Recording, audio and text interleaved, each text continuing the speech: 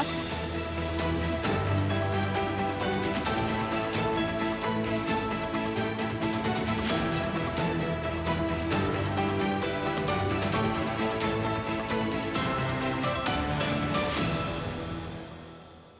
Mesdames et messieurs, bonjour et bienvenue à vous pour cette nouvelle édition dont voici les principaux faits. Le président de la République, Ismaël Omar Guelleh, s'est entretenu avec son homologue ivoirien Alassane Ouattara en marge de sa participation au sommet des chefs d'État et de gouvernement des pays membres de la Convention des Nations Unies à la lutte contre la désertification. Et l'ONU, le patron de l'ONU, Antonio Guterres, a apporté son soutien à la Moldavie. Voilà pour les titres, bienvenue à tous. En marge de sa participation au sommet des chefs d'État et de gouvernement des pays membres de la Convention des Nations Unies à la lutte contre la désertification et la sécheresse qui a ouvert ses travaux à Abidjan, le président de la République, Ismaël Omar Guelleh, a eu un entretien avec son homologue Alassane Ouattara. Les relations privilégiées d'amitié et de coopération entre les deux pays et les deux peuples frères et amis, ainsi que les voies et moyens de les promouvoir et de les développer davantage, ont tout d'abord été abordés au cours de cette rencontre. Les discussions ont ensuite été étendues à la nature des partenariats, notamment économiques, que les deux parties peuvent entériner ensemble. Djibouti et la Côte d'Ivoire en partagent un nombre important d'aptitudes et de dispositions susceptibles d'être mises à profit en vue d'une complémentarité efficiente, bénéfique aux économies des deux pays et des deux peuples frères. Situés dans les deux rives orientales et australes du continent du Noir, les deux pays ont vocation particulière à servir de boucle géographique à la réalisation d'un plus grand niveau d'échange des nations d'Afrique par le biais du commerce maritime. Il s'agit là d'un débouché d'autant plus viable que les deux pays possèdent un savoir-faire et une maîtrise exceptionnelle dans le domaine des métiers liés à la mer, notamment la logistique et le transport, l'exploitation des infrastructures portuaires modernes. Les deux pays ont également vocation à entériner des partenariats dans plusieurs secteurs névralgiques, dans l'agriculture, l'agropastoralisme ou encore la pêche. Outre le volet bilatéral, l'entretien entre les présidents djiboutiens et ivoiriens ont servi donc aussi de cadre à l'évocation des principaux dossiers à l'ordre du jour dans le continent. Et à ce sujet, les chefs d'État ont affiché une convergence de vues totale sur le recours systématique au dialogue pour venir à bout des différents politiques qui secouent plusieurs régions du continent. À noter par ailleurs que les entretiens entre le président Guelleh et son homologue Alassane Ouattara ont associé des thématiques d'ordre multilatéral et international. Dans l'actualité également, sur invitation de son homologue émirati Mohamed Al-Mouzraï, ministre de l'Énergie et des Infrastructures, le ministre de l'Énergie chargé des Ressources naturelles, Younis Ali Guedi, a participé à l'édition du Congrès mondial des services publics 2022 de son acronyme anglais World Utilities Congress qui se tient à Abu Dhabi du 9 au 11 mai. En effet, accompagné de son conseiller technique, le ministre Younis Ali Guedi a effectivement pris part au lancement officiel de l'édition inaugurale du Congrès mondial des services publics à Abu Dhabi, qui a débuté hier ses travaux. Important événement qui prend place quelques mois seulement après la COP26 de Londres et qui constitue une puissante plateforme mondiale de réseautage et d'échange de connaissances réunissant des ministres, des dirigeants mondiaux et des acteurs clés de l'industrie de l'électricité et de l'eau pour discuter des besoins critiques des entreprises. Le ministre de l'économie numérique et de l'innovation, en collaboration avec Smart Africa, a organisé aujourd'hui un atelier sur le projet pilote de la preuve de valeur du cloud FEDER à l'hôtel Sheraton.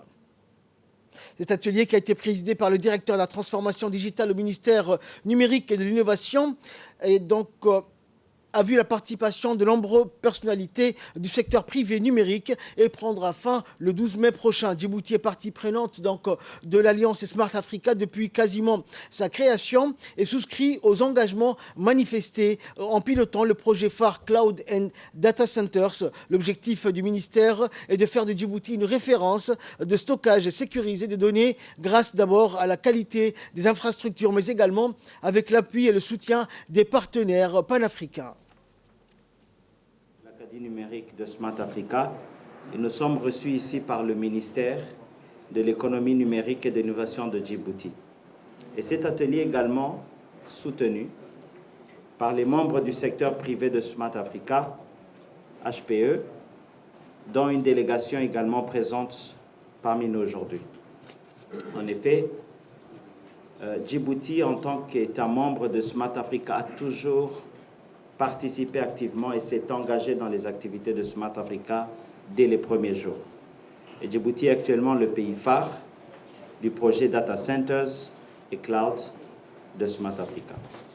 Mesdames et messieurs, le thème de cet atelier est pertinent pour nous tous, en particulier à ce stade de développement socio-économique de l'Afrique et du programme de transformation numérique qui est dirigé par l'initiative Smart Africa au niveau du continent. La pandémie de Covid-19 qui nous a tous affectés nous a aussi révélé que l'accès au haut débit et à la connectivité Internet et donc au contenu numérique devrait être considéré comme un droit fondamental et une nécessité et non un luxe. Et de son côté, le directeur de transformation digitale au ministère numérique et de l'innovation a également prononcé un discours au nom du ministère de l'économie numérique et de l'innovation lors de cet atelier. Voici ses propos. Mesdames et messieurs, chers invités, c'est pour moi un honneur d'inaugurer au nom du ministère de l'économie numérique et de l'innovation cet atelier en vous remerciant à tous de votre présence qui témoigne de l'intérêt sur la question autour des centres de données et des services cloud suscite. Je veux à ce titre saluer nos amis de Smart Africa et de HPE de nous accompagner dans notre projet phare et de longue date, car nous avons les infrastructures. Pour cela, nous avons plus d'une dizaine de câbles sous-marins, la mise en place d'une autorité de régulation et la volonté de notre gouvernement à créer les conditions favorables, tant réglementaires que fiscales, sont également une preuve de notre détermination à faire de Djibouti la référence africaine. Nous avons également, en matière énergétique, des solutions qui répondent à la consommation d'énergie des centres de données par l'exploitation de la géothermie. Tous ces éléments nous donnent des capacités de compétitivité conséquentes pour porter haut les engagements du président de la République, son Excellence M. Ismaïl Omar Guelleh. En effet, cet atelier nous permettra de sensibiliser les acteurs de l'écosystème au concept de cloud fédéré et d'analyser la manière la plus efficiente pour tirer de la valeur de sa mise en œuvre et s'engager avec la partie prenante au sein de l'écosystème cloud que nous avons souhaité impliquer dans la mise en place de ce projet. Cela sera notamment une occasion de proposer des modes de financement qui serviront de base à l'obtention de fonds auprès des sponsors pour la mise en œuvre du projet. Nous comptons sur vous tous pour faire de cet atelier un succès. Et le maire de la ville de Djibouti, Saïd Daoud Mohamed, a pour son deuxième jour effectué une visite dans les différents départements ainsi que les antennes de l'état civil de la commune de Balbala. Le maire de Djibouti, accompagné du président de la commune de Balbala ainsi que de tous les élus issus de cette commune et des chefs de quartier, a donc en cette première tournée dans les locaux de commune réalisé une prise de contact avec les administrateurs des antennes de la commune. Et lors de sa rencontre avec le personnel de ces antennes, le maire de la ville a pu s'enquérir des tâches personnelles de l'antenne administrative de la commune et de faire un état des lieux des locaux, mais également du personnel. Le maire a par la suite effectué un passage dans l'antenne de l'état civil de l'hôpital Chéro, qui est un centre de référence où les missions et prérogatives de cet hôpital lui ont été expliquées par le personnel de l'état civil.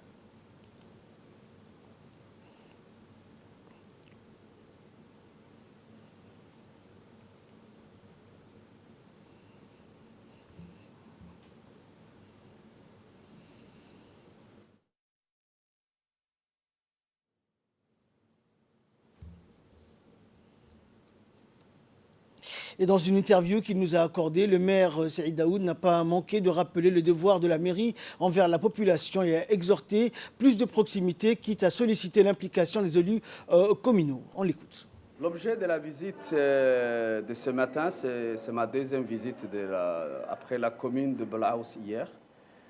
Aujourd'hui, je suis à la commune de Belbela et je suis à l'hôpital Chéro. C'est une des raisons pourquoi nous continuons notre visite de prise de contact avec mon équipe, mon adjoint, premier adjoint, le deuxième adjoint, le président de Razdika et Belaous, nous sommes tous ensemble avec le président de la commune de Belbela et son équipe, les sages, les assesseurs, tout le monde, pour qu'on voit exactement, première chose, remercier nos électeurs, prise de contact avec les communes et faire un état de lieu, un constat de la situation des communes pour discuter et renforcer les capacités des communes, comment ils doivent répondre à leurs actions pour le bien-être de la population de la commune de Belbela. C'est ça le plus important, qu'il y a une approche citoyenne. De plus en plus, qu'on soit plus proche envers la population, les bénéficiaires. Il ne faut pas qu'on se contente, une fois que nous sommes élus, on va rester dans un bureau. Non, ça va être le contraire, on va être beaucoup plus sur le terrain. Et puis, n'importe quel citoyen, je crois, nous allons tout faire pour lui faciliter toutes les possibilités administratives et l'accès. Et l'accès surtout à certains documents. Je donnais des instructions à mon adjoint, la maire, Mme Fatouma Kamel, de faire tout son possible. Comment un citoyen, quand il vient au guichet, il prend son acte de naissance en 1 heure. En attendant que le biométrique sera bien installé, surtout l'acte de naissance. Les gens souffrent de l'acte de naissance des fois. Ils font le va-et-vient, ça prend 2 jours, ça prend 3 jours, des fois il y a des erreurs. De toute façon, nous allons améliorer. Et je veux que la population voit la différence, qu'il y a eu un changement. C'est ça l'objet. Nous sommes en train de faire un état de lieu, un constat.